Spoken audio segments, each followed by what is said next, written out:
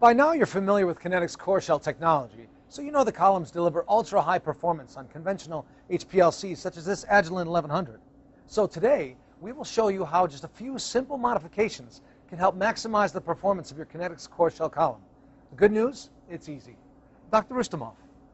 Hello, I'm Dr. Ismail Rustamov, R&D group leader here at Phenomenex. The most relevant system parameters affecting the peak volumes are the following: the connective tubing volume, detect response time, and flow cell volume. Now with Dr. Rustamov's supervision, I'll now demonstrate the optimization steps for you. You must minimize system volume using smaller diameter connective tubing. Tubing may run from the auto sampler to a column heater and finally to the detector. I will also have you change the injector needle seat to a lower volume model. I call these changes Phase 1. They are easy, inexpensive system improvements for Kinetics core shell. Okay, Phase 1, here we go. It appears that the tubing runs from the auto sampler to a Phenomenex Synergy 6-column switching valve, then to the detector. Let me get started disconnecting the column and the connective tubing. Removing the door, you can then unscrew from the auto sampler, then from the detector. Nice and easy. Now, replace the tubing you removed with lower volume red tubing. The 0.01-inch ID tubing has a solvent volume of 0.51 microliter per centimeter, adding a significant amount of dead volume to the HPLC system. Small volume peaks in this tubing may dilute and become dispersed. The smaller diameter red tubing has solvent volume of 0.13 microliter per centimeter and can maintain the peak integrity. Replace the conventional fitting with Phenomenex high-performance finger-tight fitting. Please make a good square cut. Bad cuts are a common cause of efficiency loss. All right, now I'm going to reconnect the column to the auto sampler, bypass the heater, connect to the detector, and replace the auto sampler door. Very good, Kevin. If your method requires temperature control, bypassing the heater is not required. Using the red tubing while having your column in the oven compartment will also provide you with noticeably improved results. Sounds good. The next thing you want to do to further reduce extra column bad broadening is to change the needle seat. You will need to go into the software to perform this. I'm going to the diagnosis window of the software.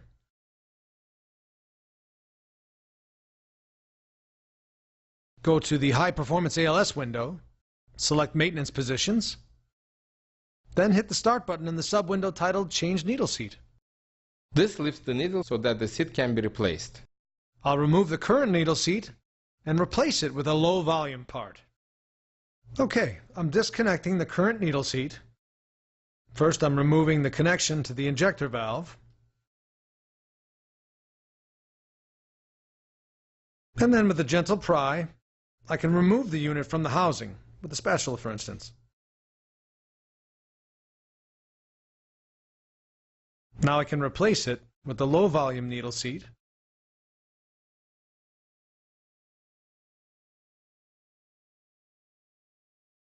And reconnect the fitting.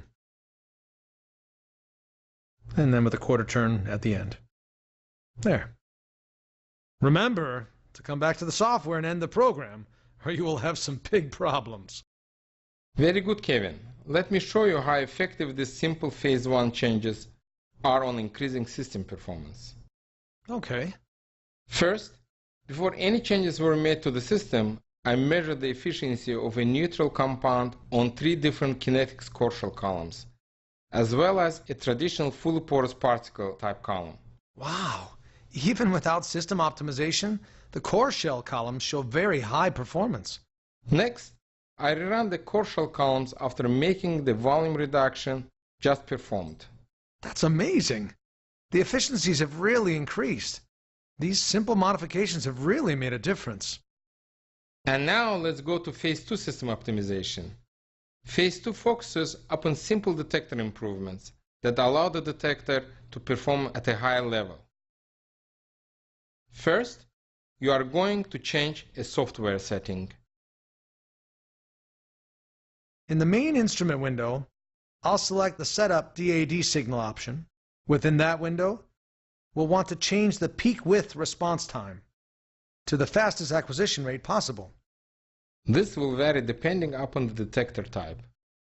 In this case, we are increasing the response time from 2 seconds to 0.02 seconds, a 100-fold increase in data acquisition rate. Then just hit OK, and you are done. This is a simple change. It was quick and costs nothing. Now, let's look at reducing more sources of post-column peak dispersion, specifically that which take place in the flow cell. Using Kinetics core shell columns, a peak's volume will be very small.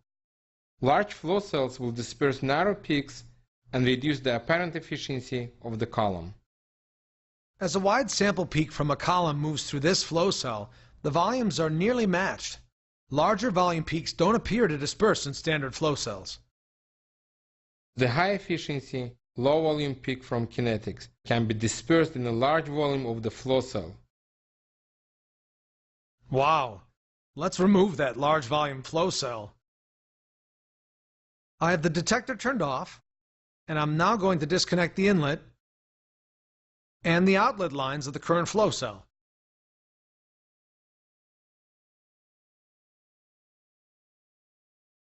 Once the lines are disconnected, removing the flow cell is really easy. You will replace the large volume flow cell with a 3 mm flow cell.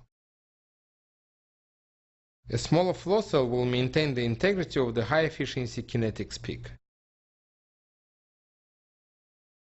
Gotcha. I'll put the newer, low-volume flow cell into its position, and it snaps right in. Close the door. Then it's just a reconnection of the lines.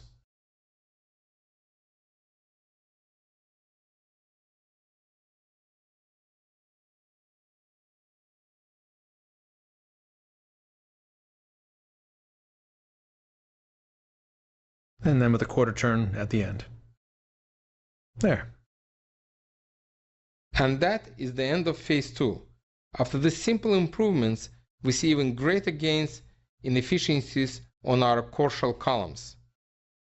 The purpose of the phase 1 and 2 system improvements is to preserve the integrity of Kinetics peaks as they move through the connective tubing and the detector.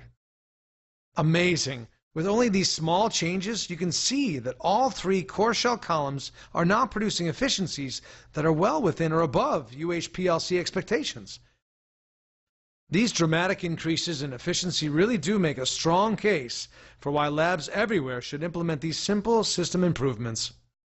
You should also note that after these simple steps, there has been no improvement in the performance of the fully porous particle. Yeah, that's a great point. This is not surprising. The peak width eluting from the fully porous particle is already so very badly dispersed that even the non-modified system volume is not large enough to be additive. And that's it.